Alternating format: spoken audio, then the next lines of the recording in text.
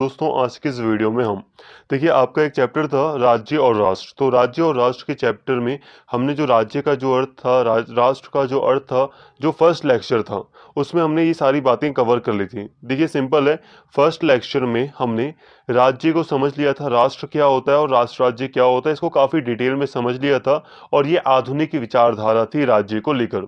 तो कुल मिलाकर राज्य की आधुनिक विचारधारा को हमने पढ़ लिया था। अब हम आज के इस वीडियो में बात करेंगे जो कि काफ़ी ज़्यादा इम्पॉर्टेंट है कि प्राचीन भारत में राज्य का क्या मतलब था, राज्य का क्या स्वरूप था, राज्य किस तरह कार्य करता था, राज्य के क्या कार्य थे, राज्य का मतलब क्या था।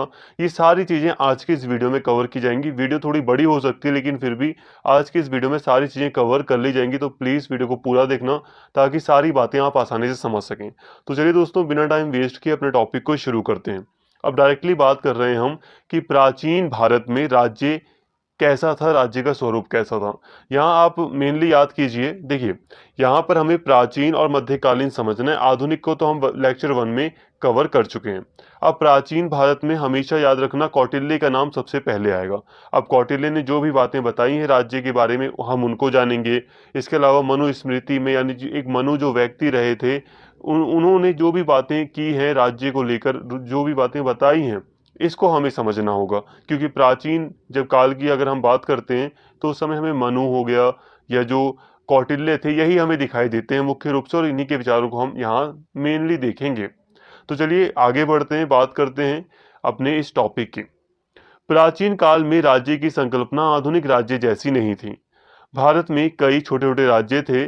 कानून और व्यवस्था को बनाए रखना राज्य के महत्वपूर्ण कार्यों में से एक था।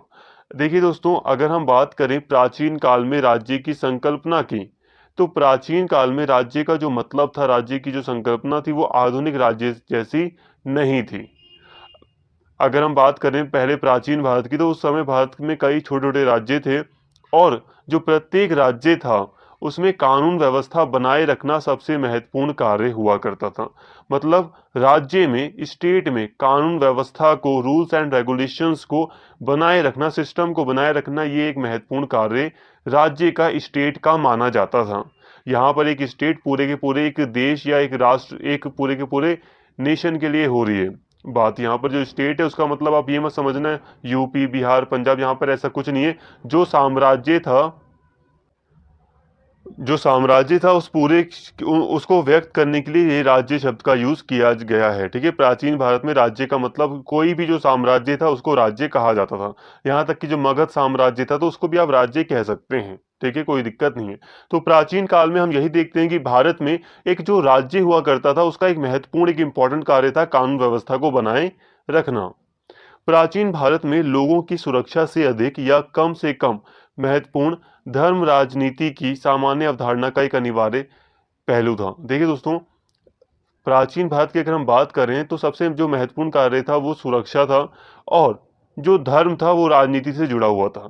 यहाँ पर अभी हम धर्म को और अच्छे से समझेंगे, आगे बढ़ते हैं। अभी देखो सारी बातें होंगी, बस आप वीडियो को पूरा देखिए। यह लोगों द्वारा चुना गया राज्य नहीं था, लेकिन यह निश्चित रूप से एक ऐसा राज्य था जो अस्तित्व में था तथा सभी धर्मों के कल्याण की परवाह करता था। राजा पवित्र कानून के संरक्षक के रूप में माना जाता था, जिसका कर्तव्य धर्म को बढ़ावा देना, नैतिकता को प्रोत्साहित करना और शिक्षा का संरक्षण करना था। इसलिए शतपथ ब्राह्मण में उन्हें धर्मपति कहा गया है। देखिए दोस्तों, प्राचीन भारत में हम यही देखते हैं कि जो स्टेट हुआ करता था, जो राज्य हुआ करता था, उसका एक सबसे बड़ा महत्वपूर्ण कार्य था धर्म के मार्ग पर चलना। देखो, राज्य को कंट्रोल करने वाली जो चीज थी वो यही थी कि धर्म, राजा जो होगा वो धर्म के साथ जुड़ा हुआ था। पूरा का पूरा जो राज्य था वो धर्म के साथ जुड़ा हुआ था। और धर्म का मतलब, यहाँ पर धर्म का मतलब था नैतिकता, कर्तव्य। ठीक है, ड्यूटीज से आप जोड़ सकते हो। तो राज्य का धर्म था कि प्रजा की रक्षा करे, राज्य या राजा का धर्म था कि वो प्रजा की पूरी तरह सुरक्षा करे या अब शांति वगैरह बनाए रखे। तो मतलब ये था कि धर्म के आधार पर मतलब राजनीति की जाती थी। और यहाँ पर प्राचीन काल में हम धर्म को ऑलरेडी कई वीडियोस में हम पढ़ चुके हैं कि धर्म का मतलब यहाँ पे नैतिक भावना है, कर्तव्य है। ठीक है, आज के जैसा धर्म नहीं है। धर्म का मतलब कर्तव्य है, ड्यूटीज है, कि हमें अपने हमारा जो कर्तव्य है, हमारा जो कर्म है, उसके आधार पर हमें काम करना है। तो राज्य की धारणा के साथ धर्म गहराई से जुड़ा हुआ था। ठीक है। राजा पवित्र कानून के संरक्षक के रूप में माना जाता था। राजा वो व्यक्ति माना जाता था जो कानून व्यवस्था को बनाए रखेगा, कानून की सुरक्षा करेगा। और सिंपल सी बात है, राजा का ये कर्तव्य था कि वो धर्म को बढ़ावा देगा। और धर्म कैसा है? धर्म का मतलब है कि वो अपने जो भी कर्तव्य हैं लोगों के, जो नैतिक भावना है, उसको प्रोत्साहित करेगा, शिक्षा का संरक्षण करेगा। ये सतपथ ब्राह्मण में, सतपथ ब्राह्मण क्या है यहाँ पे आप इसे समझिए। सतपथ ब्राह्मण एक ग्रंथ है। ठीक है। एक एक किताब का नाम है सतपथ ब्राह्मण, जिसके अंतर्गत राजा को धर्मपति कहा गया है। अभी आप यहाँ पे देखिए, हम पढ़ रहे हैं कि प्राचीन भारत में राज्य कैसा था, लेकिन बार बार एक शब्द आ रहा है राजा। आप ध्यान से समझिए कि राज्य में जब हम राज्य को पढ़ रहे हैं तो बार बार राजा भी शब्द आ रहा है, क्योंकि उस समय राजा और राज्य काफी गहराई से जुड़े थे। प्राचीन भारत में राजा मुख्य रूप से लोगों की नैतिक भलाई से संबंधित था। वह लोगों की भौतिक भलाई को बढ़ावा देने के लिए भी जिम्मेदार थे। इसीलिए हम यह कह सकते हैं कि भारत में राज्य ने व्यक्ति के भौतिक और नैतिक विकास दोनों के लिए आधार प्रदान किया, जिससे अंततः पूरे समाज को पूर्ण विकास और प्राचीन भारत के सभी संस्कृत, साहित्य, धर्म, अर्थ और काम के माध्यम से मोक्ष पर जोर दिया गया। दोस्तों, प्राचीन भारत को जब हम देखते हैं तो उस समय जो राज्य हुआ करता था या जो राजा था, उसका मुख्य कार्य यही था कि वो लोगों की भलाई के लिए कार्य करेगा। वो जितने भी काम करेगा उससे नैतिक भावना जुड़ी होगी, एक अच्छी भावना जुड़ी होगी। नैतिक का मतलब होता है एक अच्छी भावना, एक भलाई से संबंधित जो कार्य हैं वही राजा को करने होते थे। राजा का ये कर्तव्य था कि वो लोगों का भला करे। इसके लिए राजा पूरी तरह, या जो राज्य था, वो जिम्मेदार था। इसीलिए हम कह सकते हैं कि उस समय भारत में जो राज्य था, उसने व्यक्ति के भौतिक, भौतिक का मतलब होता है कि जैसे हम सामान वगैरह खरीदते हैं, एसी हो गई, फ्रिज हो गई, ये भौतिक साधन है। एसी, फ्रिज, कूलर, पंखा, ये सब भौतिक साधन है जिससे हमें सुविधाएं मिलती हैं, सुकून मिलता है खरीदने से। तो भौतिक विकास आवश्यक होता है मनुष्य की लाइफ में।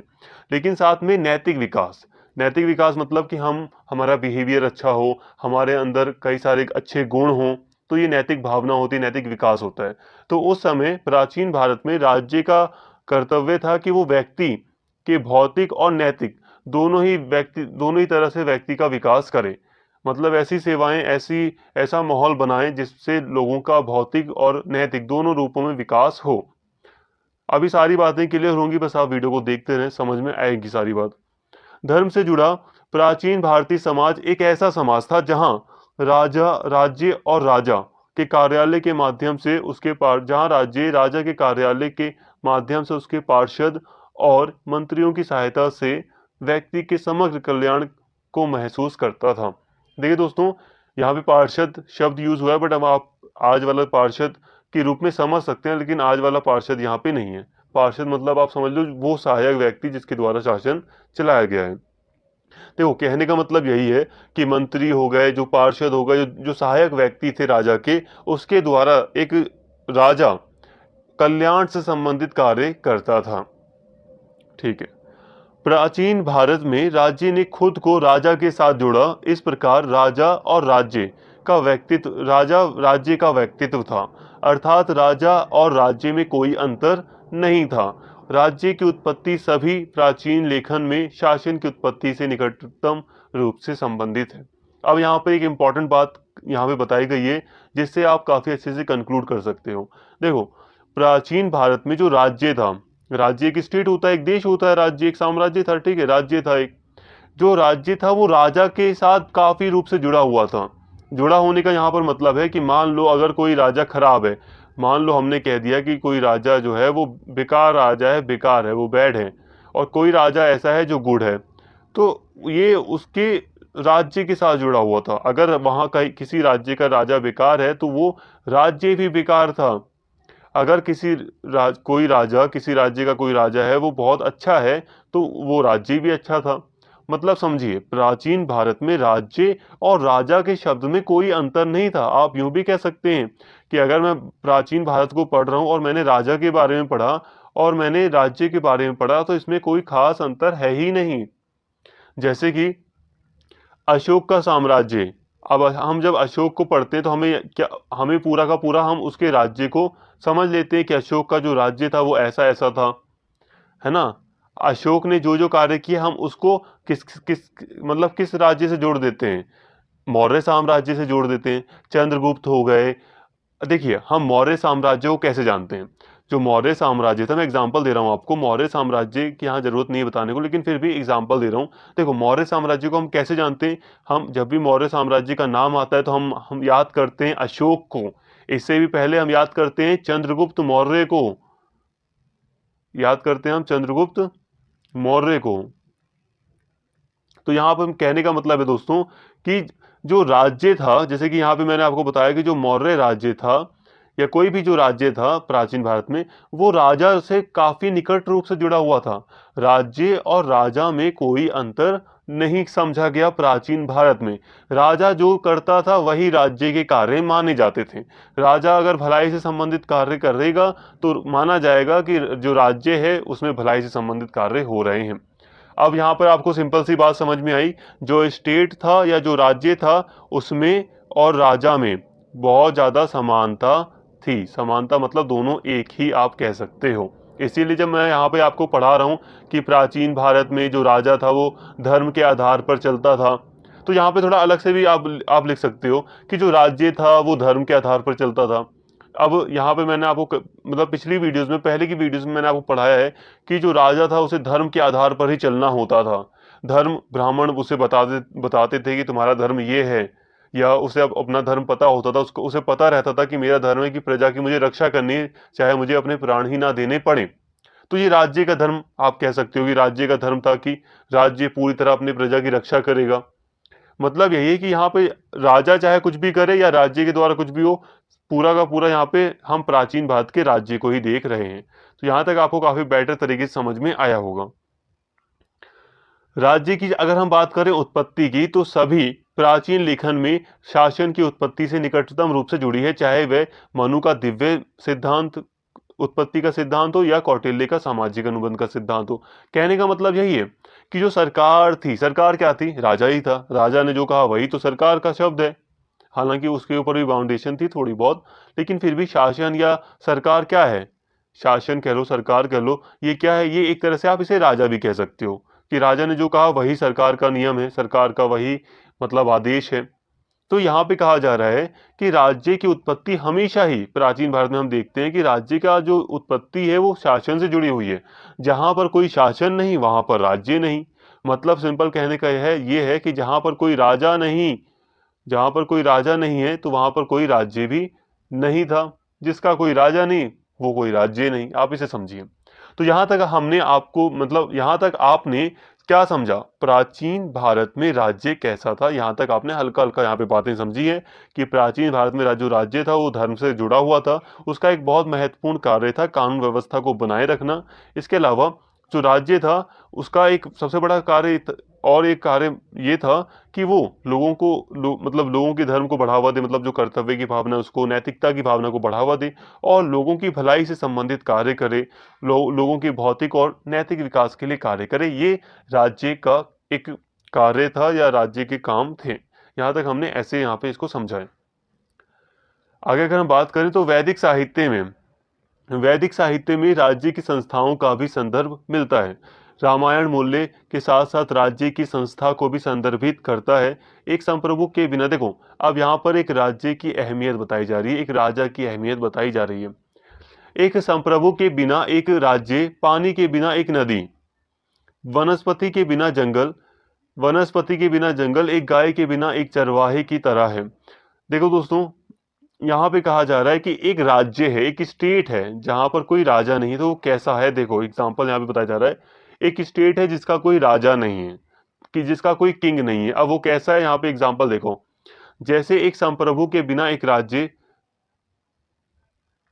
जैसे आप जानते हो, समझिए कुछ खुद यहाँ पर एक चीज को, कोई स्टेट है जहां पर एक व्यक्ति, एक कोई प्रमुख व्यक्ति नहीं है, अब उसका क्या होगा, समझ सकते हैं आप।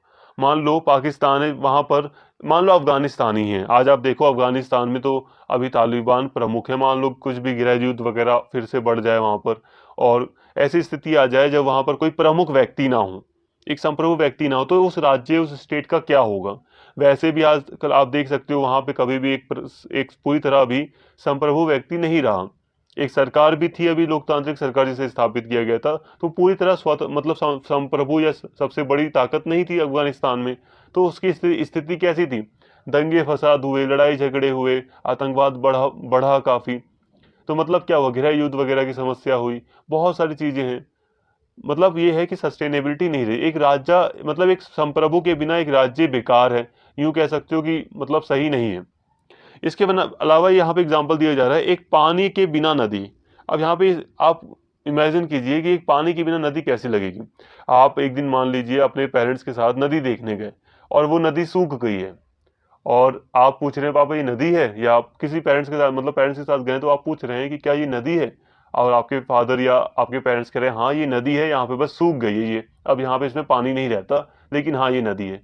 तो आप कहेंगे जब पानी रहता ही नहीं तो ये किस बात की नदी। सभी व्यक्ति यही कहेगा कि जब पानी नहीं है तो वो नदी कैसी। तो आप खुद इमेजिन कीजिए कि जहां पर पानी नहीं है तो वो नदी नहीं है, तो उसी तरह एक जहां पर राजा नहीं है तो क्या वो राज्य सही मायने में वो राज्य हो सकता है। इसके अलावा यहाँ पे कहा जा रहा है बिना वनस्पति के जंगल। अब खुद सोचो, बिना पेड़ पौधों के कोई जंगल हो सकता है, बिना घास फूस के कोई जंगल हो सकता है। एक बड़ा सा खेत है, एक बड़ा सा खेत है जहाँ पे घास वास कुछ नहीं मतलब कुछ उगी नहीं है, और आपसे कोई कहे भाई ये देख जंगल, तो क्या आप मानोगे बिना वनस्पति कोई जंगल नहीं हो सकता ना, पेड़ पौधे तो होंगे तभी तो हम उसे जंगल कहेंगे। एक गाय के बिना एक चरवाहा है जो बिना किसी जानवर के घूम रहा है, आप उसे चरवाहा मानोगे नहीं। तो यहाँ पे कहने का मतलब है कि जहां पर राजा नहीं वो राज्य नहीं। अहमियत बताई जा रही है यहाँ पर राजा की, कि राजा नहीं है तो वो राज्य नहीं। और सिंपल सी बात है, ऐसा बिल्कुल सही बात है, जहां पर का राजा हार जाए वहां पर वो पूरा का पूरा साम्राज्य खत्म हो जाता था। आप हिस्ट्री देख सकते हैं, जहां जिसका कोई राज्य नहीं होता था, मतलब जिसका कोई राजा नहीं होता था, राजा मर जाता था, तो पूरा राज्य खत्म, या वो दूसरे के कैप्चर में आ जाए।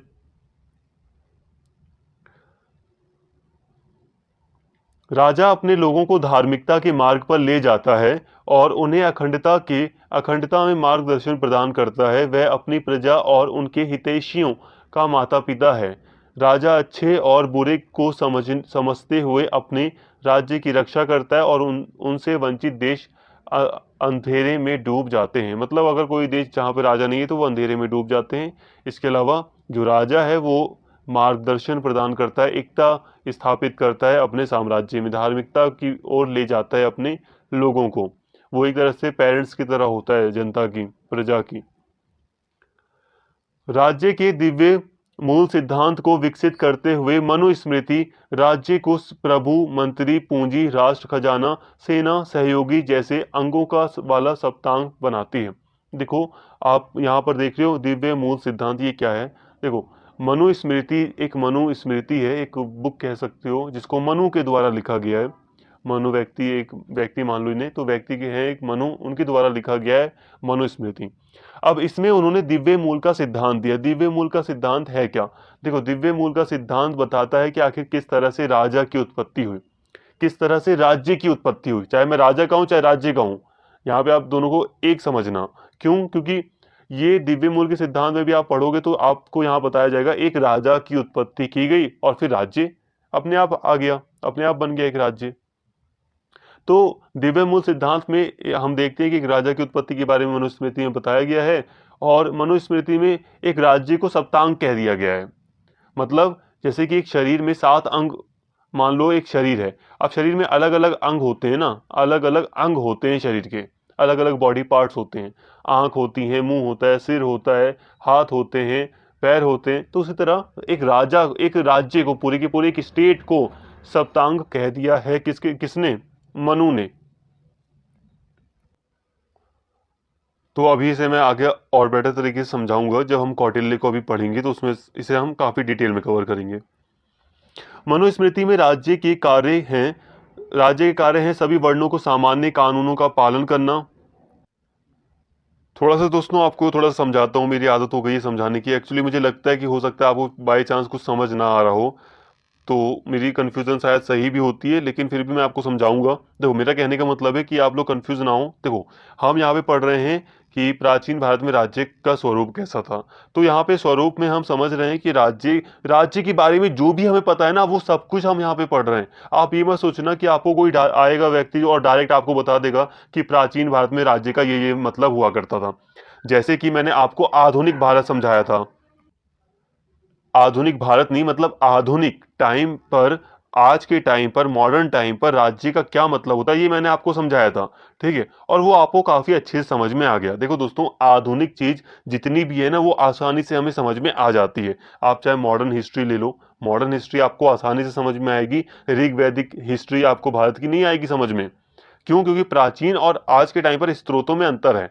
तो अब यहाँ पे समझिए, हमने राज्य को आधुनिक में अच्छे से समझ लिया था, लेकिन प्राचीन भारत को जब आप पढ़ेंगे तो आपको ऐसा कोई सोर्स नहीं मिलेगा। मेडाइवल टाइम में भी अगर हम देखें, देखिए दोस्तों, कहने का मतलब ये है कि अगर हम प्राचीन भारत को देख लें, मेडाइवल भारत में जो मध्यकालीन भारत उसको देख लें, तो वहाँ पर हमें सोर्स तो बहुत सारे मिल जाएंगे, लेकिन हमें एक डेफिनेशन नहीं मिलेगी। आप स्पष्ट रूप से राज्य की कोई डेफिनेशन नहीं मिलेगी, इसीलिए कंफ्यूजन हो रही है। जब हमने आधुनिक भारत को, जब हमने आधुनिक टाइम पर, आज के टाइम पर राज्य को समझा, तो मैंने आपको वहाँ पे डेफिनेशन बता दी कि जिस राज्य में जनसंख्या हो, जिस राज्य की सीमा निश्चित हो, जिस राज्य की जो बाउंड्री है मतलब वो कंफर्म हो, जिस राज्य में एक सरकार हो, जिस राज्य में एक संप्रभुता हो, स्वतंत्र हो, अगर वो राज्य स्वतंत्र है तो हम उसको राज्य कह देते हैं। ये परिभाषा है। वो प्राचीन टाइम पर ऐसा कुछ नहीं है। प्राचीन भारत हो गया या मेडाइवल भारत हो गया, उस समय जो राज्य था उसके द्वारा जो गतिविधियां हो रही थी, वो जो जो कार्य कर रहा था, वो सारा का सारा राज्य के अर्थ में लिया जाता है। इसीलिए यहाँ पर हम राज्य के द्वारा जो भी कार्य किए गए, राज्य का स्वरूप कैसा था, राज्य क्या क्या कर रहा था, राज्य ने कौन कौन सी बातें निश्चित की, राजा क्या क्या मतलब आदेश दे सकता था, जितनी भी चीजें हैं राज्य के बारे में, वो सारी समझते हैं और उसी उसे ही हम राज्य का अर्थ मानते हैं प्राचीन भारत में और मध्यकालीन भारत में। उम्मीद करता हूँ यहाँ तक आपको बातें समझ में आ रही हैं। अभी हम आगे बढ़ रहे हैं। अब हम देख रहे हैं मनुस्मृति को। मनुस्मृति आपको पता ही है, मनु के द्वारा लिखी गई एक पुस्तक कह लो, एक बुक कह लो, मनुस्मृति, जिसे अम्बेडकर जी ने जला भी दिया था, क्योंकि इसमें वर्ण व्यवस्था से संबंधित कई सारी बेकार बातें की गई थी। आज के टाइम पर बेकार है, पूरी तरह है वो बातें। मनुस्मृति में राज्य के कार्य हैं सभी वर्णों को सामान्य कानूनों का पालन करना। तो मनुस्मृति में जो बात बताई गई, उसमें कहा गया कि जो राज्य है उसका कार्य था कि सभी वर्ण, जितनी भी जाति वगैरह थी, जो वर्ण व्यवस्था थी, उसको लागू कराना पूरी तरह। राज्य के भीतर शांति बनाए रखना और राज्य को बाहरी नियंत्रण से मुक्त रखना, कीमतों को नियंत्रित करने के लिए कानून बनाना, विवादों को निपटाना, शिक्षा प्रदान करना और कर लगाना यानी कि टैक्स लगाना, अपराधियों को दंडित करना। राज्य की उत्पत्ति के संबंध में कौटिल्य ने सामाजिक अनुबंध सिद्धांत का पालन किया है। उनका कहना है कि राज्य की उत्पत्ति तब हुई जब लोग मत्स्य न्याय से थक गए। लोगों ने मनु को अपना राजा चुना। वह बताते हैं कि यह तय किया गया था कि राजा को अनाज का छठा हिस्सा और माल और सोने का 10वां हिस्सा अपने उचित हिस्से के रूप में प्राप्त करना चाहिए। इस तरह एकत्र किए गए राजस्व से राजा को प्रजा की सुरक्षा और कल्याण सुनिश्चित करने में मदद मिलेगी। अब अगर हम राज्य की उत्पत्ति की बात करें, राज्य की उत्पत्ति किस तरह से हुई, अगर हम कौटिल्य के अकॉर्डिंग बात करें, तो कौटिल्य ने एक सामाजिक अनुबंध का सिद्धांत दिया है। सामाजिक अनुबंध का सिद्धांत यहाँ पर यह है कि कौटिल्य कहते हैं कि जब राज्य नहीं हुआ करता था, जब कोई स्टेट नहीं था, कोई साम्राज्य नहीं था, देश नहीं था जब कोई, तो उस समय मत्स्य न्याय चल रहा था। मत्स्य न्याय का मतलब है कि एक ऐसी व्यवस्था, आप खुद सोचो भाई, अगर मान लो सरकार हट जाए, पूरी तरह सरकार है ही नहीं, पुलिस प्रशासन सब हट गया, तो क्या होगा। तो उस समय वो बताते हैं कौटिल्य कि मत्स्य न्याय का दौर चल रहा था, जिसमें एक बड़ी मछली छोटी मछली को खाने का प्रयास करती है। मतलब एक बलशाली मनुष्य छोटे मनुष्य को सताने लगता है, परेशान करता है, और ऐसे ही पूरा जो देश, पूरा जो मतलब मतलब जितने भी लोग थे, जितने भी समुदाय थे, मतलब समुदाय तो नहीं थे, जितने भी लोग थे सब के सब परेशान थे। मत्स्य न्याय का दौर चल रहा था। फिर सभी ने रिक्वेस्ट की भगवान से, और भगवान ने फिर मनु मनु को मतलब चुना था, और फिर सभी व्यक्ति ने मनु को राजा चूज किया। हालांकि भगवान वगैरह को एक मिनट आप थोड़ा साइड रखें। यहाँ पर आप बस इतना ध्यान दें कि मत्स्य न्याय का सिद्धांत कौटिल्य ने दिया है, और उस उन्होंने कहा कि मनु को राजा चुना जाता है। और यहाँ पे राजा को अनाज का छठा हिस्सा, मतलब यह है कि राजा को टैक्स देने की भी बात की गई है। देखिए दोस्तों, कंफ्यूज नहीं होना है, आपको सिंपल सी बात समझनी है कि जो मनु है, मनुस्मृति का लेखक वो मनु है, ठीक है। मनुस्मृति मनु के द्वारा लिखी गई है। यहाँ पे स्मृति में अलग अलग बातें हमें मिलती हैं, लेकिन कौटिल्य मनु को ही राजा कह देते हैं। कई सारे सोर्स बताते हैं कि मनु को ही पहला राजा चूज किया गया था, लेकिन आप कंफ्यूज हो जाओगे, इसलिए मैं डिटेल नहीं जा रहा। आपको बस इतना समझना है, सिंपल सी बात है, चाहे तो आप रट लो कि कौटिल्य ने सामाजिक अनुबंध का सिद्धांत दिया, जिसमें कौटिल्य ने कहा कि मत्स्य न्याय चल रहा था, लड़ाई झगड़े हो रहे थे, बड़ी जो ताकतवर मछली थी वो छोटे जो जो लोग थे, मतलब छोटी मछली यानी कि कमजोर लोग, उसको सता रहे थे, परेशान कर रहे थे। बहुत ज़्यादा मतलब अशांति अव्यवस्था फैली हुई थी। और उस समय फिर मनु को लोगों के द्वारा राजा चुन लिया जाता है, और फिर सभी लोग तय करते हैं कि हम मनु को अब इतना इतना हिस्सा, अपने अनाज का इतना हिस्सा, हमारे हमारे जो सोना होगा हमारे पास उसका देंगे, और इस हिस्सा लेकर मनु हमारी रक्षा करेगा। इस तरह एक टैक्स प्रणाली का भी मतलब विकास हुआ, और राजा की उत्पत्ति हुई, और इसी से फिर राज्य बना। आप समझ में आया? कौटिल्य ने राज्य की उत्पत्ति के बारे में ये सारी बातें की, तो यहाँ पे आपको ये समझ में आ गया होगा। अब हम बात कर रहे हैं कि कौटिल्य का सप्तांग सिद्धांत क्या था। कौटिल्य ने राज्य के बारे में सप्तांग सिद्धांत दिया है। आप कौटिल्य का सप्तांग सिद्धांत क्या है इसे समझिए। देखो, फिर से मैं आप यहाँ पे आपको एक्सप्लेन करता हूँ अच्छे से। देखिए, एक मनुष्य होता है, उसके कई सारे बॉडी पार्ट्स होते हैं, अलग अलग अंग होते हैं। उसी तरह यहाँ पर कौटिल्य ने भी एक राज्य को मनुष्य का रूप दे दिया है, ताकि राज्य अच्छे से मतलब समझा जा सके राज्य को। कौटिल्य ने कहा कि स्वामी सात अंग होते हैं। पहला स्वामी, दूसरा अमात्य, तीसरा सुहृदय, चौथा जो है कोश है, और फिर पांचवा सेना है। उसके बाद दूसरे हैं, अभी हम उन्हें समझेंगे। फिर एक सातवां है जनपद वगैरह, ठीक है, ये है। अब यहाँ पे जो पहला जो अंग है राज्य का, वो है स्वामी। अब स्वामी क्या है? स्वामी है यानी कि राजा ही है, स्वामी का मतलब राजा ही है। और ये क्या है? ये राजा जो होता है वो सिर होता है, किसी मनुष्य का जैसे सिर होता है ना, तो उसी तरह एक राज्य का सिर होता है राजा। जो ये सर है वो क्या है? राजा है ये, ठीक है, ये क्या है? राजा। और इसकी जो आंखें हैं ये है अमात्य। अमात्य मतलब मंत्री। इसकी जो आंखें हैं वो हैं मंत्री। इसके अलावा सुहृदय, इसके जो कान है, यहाँ पे जो कान होंगे भाई, अब मैं बना नहीं पा रहा हूँ, यहाँ पे जो कान है इसके, वो इसके सुहृदय हैं यानी कि मित्र हैं। कोश, राजा का जो कोश है वो उसका मुख है। जैसे कि उस मुंह से कह देता है ना कि इतना दान दे रहा हूँ मैं, या इतनी चीजें हैं जो भी है, तो जाहिर सी बात है। देखो दोस्तों, वो व्यक्ति ज्यादा अकड़ के रहता है, कॉन्फिडेंस रहता है, जिसके पास पैसा हो। तो राजा का कोष जो है मतलब वो राजा का मुख होता है। सेना, राजा का जो मस्तिष्क है वो सेना है। दुर्ग, दुर्ग मतलब किले वगैरह, तो वो राज्य की बाहें हैं। दुर्ग कहाँ होते हैं? साइड साइड में ज्यादातर होते हैं, पूरे राज्य की सुरक्षा के लिए होते हैं। पुर या जनपद, जिस भूमि एवं प्रजा राज्य की जंगाहें होती हैं। तो यहाँ पर कौटिल्य ने सात अंग सप्तांग कहा है राज्य को।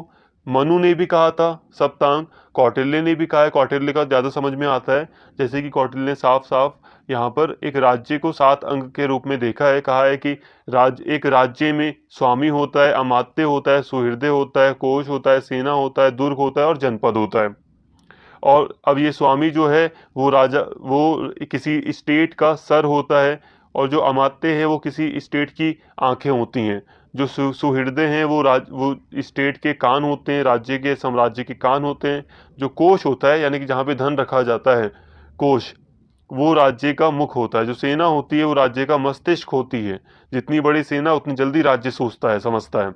जो दुर्ग है वो राज्य की बाहें हैं। कहाँ कहाँ तक, जहाँ जहाँ तक किले होंगे वहाँ वहाँ तक राज्य स्टेट फैला रहेगा।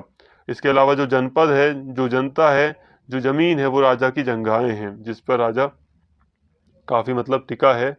अब यहाँ पे आपको समझ में आ गई होंगी सारी बातें, और यहाँ पे ब्रैकेट में इजी लैंग्वेज में समझाया कि अमात्य का मतलब मंत्री, स्वामी का मतलब राजा। ठीक है, इतना। वीडियो सिर्फ इसलिए बड़ी हो जाती है क्योंकि सारे पॉइंट समझाने पड़ते हैं, कुछ भी छूटता नहीं है। अब दूसरी वीडियोस आप देखेंगे चैनल पर मिल जाएंगी आपको, 16-16 मिनट में, 20-20 मिनट में पूरा का पूरा चैप्टर कंक्लूड किया। मुझे समझ नहीं आता कैसे कर देते हैं कंक्लूड।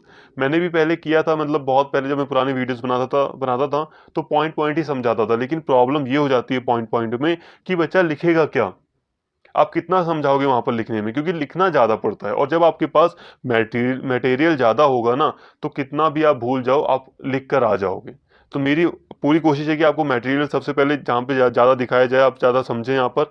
और सबसे बड़ी चीज है कि आप कॉलेज स्टूडेंट है तो आपको पूरी तरह नॉलेज दी जाए।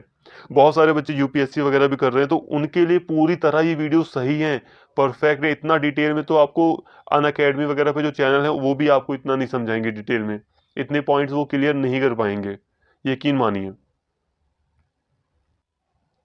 वैसे वो दूसरी बात है कि भाई वो कर भी सकते हैं, अलग अलग टीचर हैं, टीचर बदलते रहते हैं, वो चीज़ अलग है, मैंने यहाँ पे गलत बोल दिया ऐसे। लेकिन हाँ, फिर भी मैं कहूँगा कि अगर आप यूपीएससी एस्पिरेंट हो, कोई दूसरे एस्पिरेंट हो, कॉम्पिटेटिव एग्जाम वगैरह दे रहे हो, तो पूरी तरह यहाँ पे पूरी संपूर्ण नॉलेज मिल रही है, आप पूरी तरह अपनी तैयारी कर सकते हो। तो ये सारी चीज़ें यूजफुल हैं आपके लिए, और अपना कॉलेज का एग्जाम तो आप आसानी से पास कर लोगे अगर आपने पूरी वीडियो देखी है, क्योंकि इससे ज़्यादा टफ कहीं कुछ भी नहीं है। इससे ज़्यादा ईजी आप कर सकते हो, टफ नहीं कर सकते। तो उम्मीद कर रहा हूँ सारी बातें आप समझ रहे हैं। प्राचीन भारत की एक अधिकांश राजनीति चिंतन की तरह कौटिल्य के चिंतन में, अब यहाँ पे इंपॉर्टेंट है समझो, प्राचीन भारत में जितना भी फिलॉसफी देखते हैं हम, जितनी भी राजनीति से संबंधित सिद्धांत हम देखते हैं प्राचीन भारत में, तो उसी तरह कौटिल्य के चिंतन में भी राज्य की संकल्पना राजतंत्र के रूप में की गई है। दूसरे शब्दों में, यहाँ राज्य उस क्षेत्र और जनसंख्या का संकेत देता है जो किसी राजा के नियंत्रण में आता है। इस राज्य के अंतर्गत लौकिक मामलों में राजा की सर्वोच्च शक्ति है, परंतु अपने कर्तव्यों के मामले में राजा स्वयं धर्म से बंधा है, और धर्म की व्याख्या का अधिकार किसी अन्य सत्ता जैसे कि ब्राह्मण को हो सकता है, जो मंत्री के रूप में उसे उचित मंत्रणा यानी कि सलाह देता है। अब यहाँ ध्यान से समझिए, देखो, हम कौटिल्य को अगर देखते हैं ना, तो कौटिल्य साफ साफ राज्य की संकल्पना राजतंत्र के रूप में करते हैं। यहाँ पे वो डेमोक्रेसी या अलग अलग चीज नहीं देखते, यहाँ पे वो एक राजा के तौर पर ही देखते हैं कि एक राज्य वही जहां पर राजा, जहां पर राजा वही एक राज्य। बात को समझिए।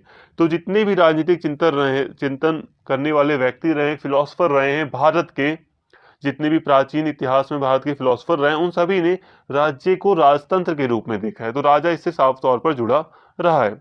एक्चुअली यहाँ पे वास्तविक रूप से देखा जाए तो राज्य उस क्षेत्र को कहा गया है, या राज्य और जनसंख्या का संकेत देने वाली उस, मतलब ध्यान समझिए, राज्य उस क्षेत्र को कहा गया है जहां पर राजा है। जहां पर कोई ऐसा क्षेत्र है जो खाली है, जहां पर कोई जनसंख्या रह रही है लेकिन उसके ऊपर राज करने वाला कोई राजा नहीं है, तो उसको एक राज्य नहीं माना गया।